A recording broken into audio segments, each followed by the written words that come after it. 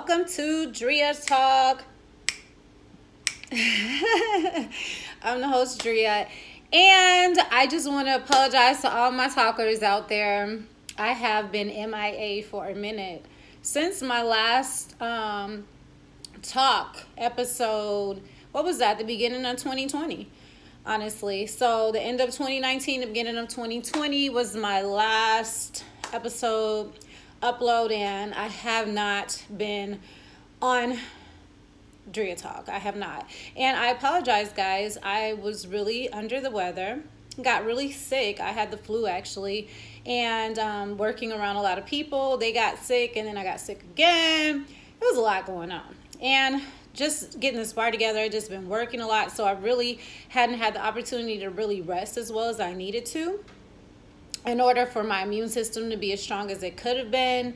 And so I was a little under the weather. So that's why you guys haven't heard from me. You haven't seen anything from me on DriyahTalk. However, I have been on my Facebook, which is at Driyah Nicole and at Driyah Boss Mylan on Facebook. And I actually shot a question out, and I was like, guys, is there anything that you want me to actually answer on DriyahTalk, you know, from a woman's point of view? So I got some people that actually shot some questions to me, and that's what I'm going to do today. I'm not going to do anything really heavy because I'm on my way to work, as usual. But I'm not going to do anything really heavy. It's just more so a question-answer type of situation, a Q&A for DriyahTalk. So this is for all my talkers, and some of my talkers had some questions. So the first question was, do I still talk to my ex? Did I want to answer this question? No, I don't. I didn't, and I really don't. But at the same time, I respect my followers, and I respect people that support me and subscribe to me, so I will answer that. I have not spoken with my ex. It would depend on which one we're talking about.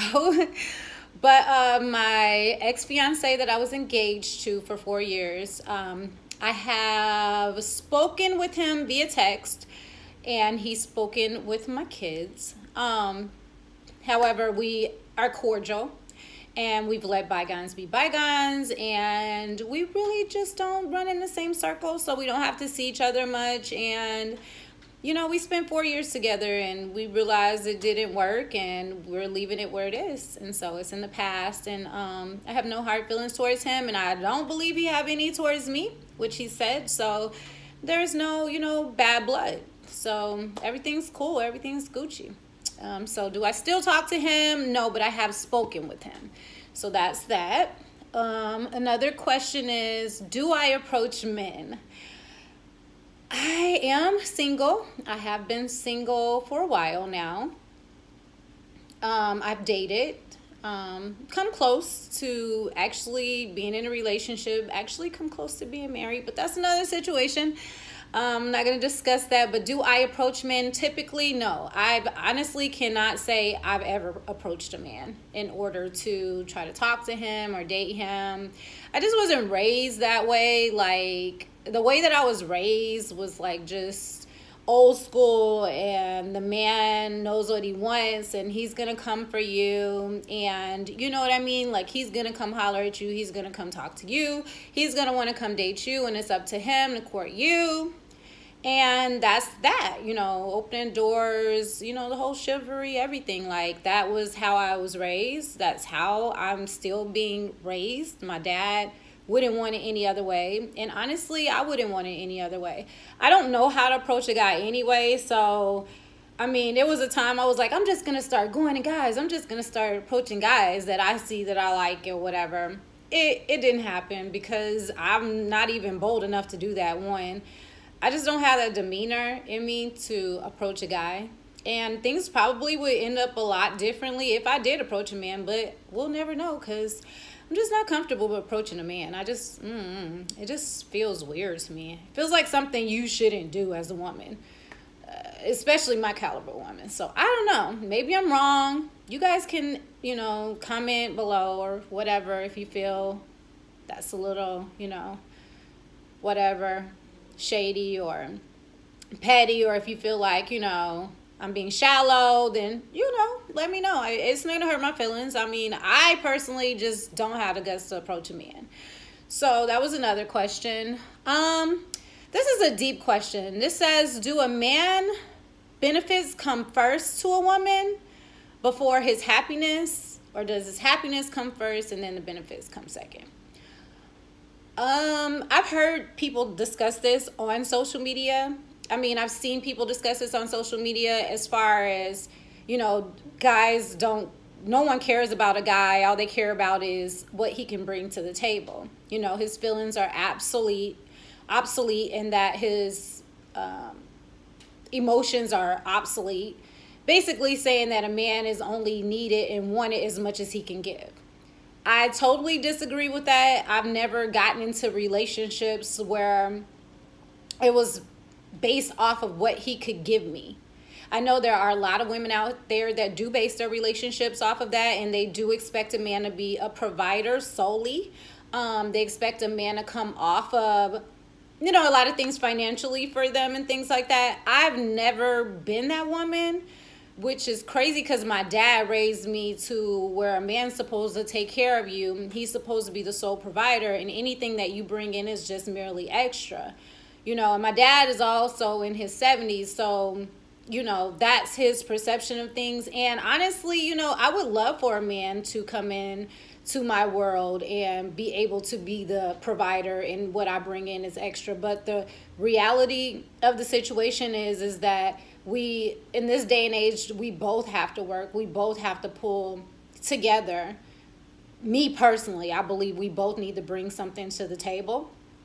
However, I believe that our finances need to be set enough that if you get sick or ill, then I can still hold down the fort, and vice versa. If I get sick or ill, you can still hold it down, and we're not going to fall apart because one of us is sick or ill. I care about my man when I'm in a relationship more so than what he's bringing to the table.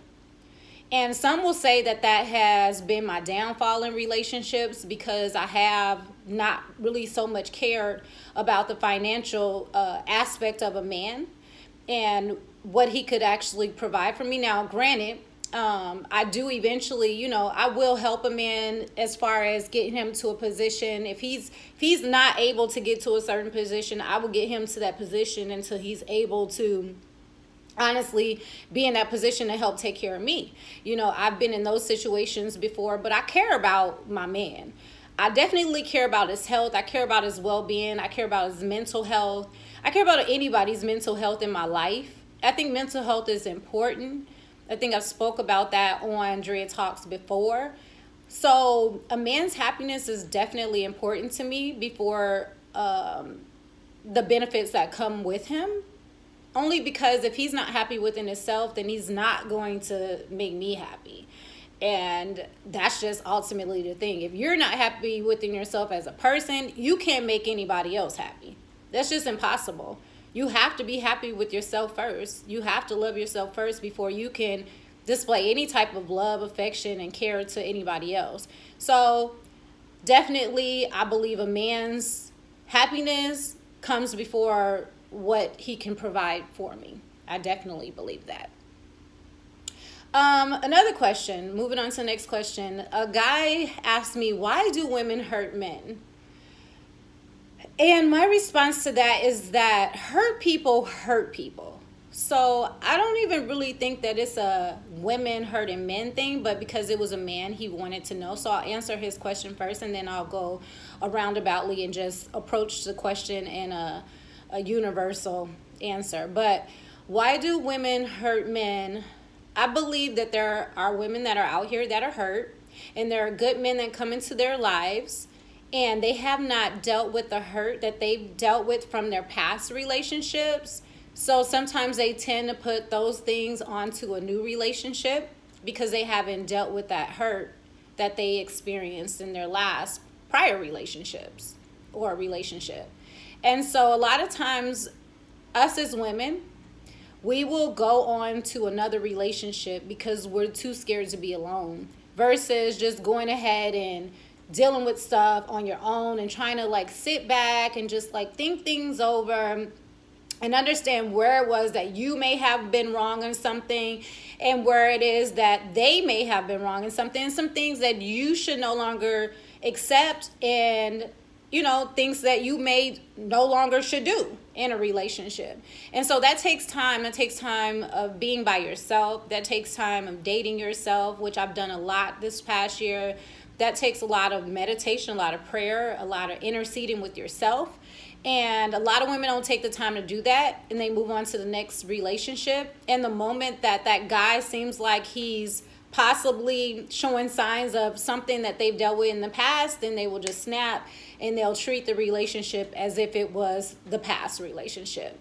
So basically, hurt people hurt people. So when women are still hurting, they display that hurt to a man sometimes, and it's not good. And vice versa, men do the same thing with women. But again, this was a man asking me that question. Why do women hurt men? And I honestly just think hurt people hurt people. And I think a lot of us, before we move on to other relationships, need to take the time to be by ourselves sometimes. I've dated some men that just got out of relationships, and that was my fault because they told me they just got out of these relationships. And I even know it took me time to re-heal from what I have been through. So I should have given them that time. I shouldn't have jumped into something with someone that was still hurting from their last relationship, because ultimately they won't be able to show me the love and the care that I deserve, all based off the fact that they can't even show themselves that because they're still hurting from their past relationship. So we all collectively, we go through hurtful situations. We have to take that time and that space to ourselves and realize what actually hurt us, and realize what we do not need to accept anymore, and how we can move forward in a healing process so that we don't pass it on to the next person. And that's my advice for that. And that's my answer for that. I have to go now. I know it's a short DriyahTalk episode, but you guys know I am back and I'm better. And I'm going to do another episode, actually. I don't know what the topic's going to be yet, because I have a few topics that I want to talk about. But most definitely, I hope I answered the questions of my talkers. And if you guys have any more questions, please feel free to comment below. And also, hit the share button on your Facebook, your Instagram, whatever you guys are viewing this from, and wherever you're viewing it from. And also, don't forget to subscribe. Push the subscribe button. I see more subscribers. I'm so excited. Please push the subscribe button. I'm like 19, 18 from 100 subscribers, and we're going to keep on going, right? So I'm excited. Thank you guys so much for the love, support. Thank you for the comments. Thank you for the questions, and keep them coming. Keep them coming. There's more to come. See you later, talkers.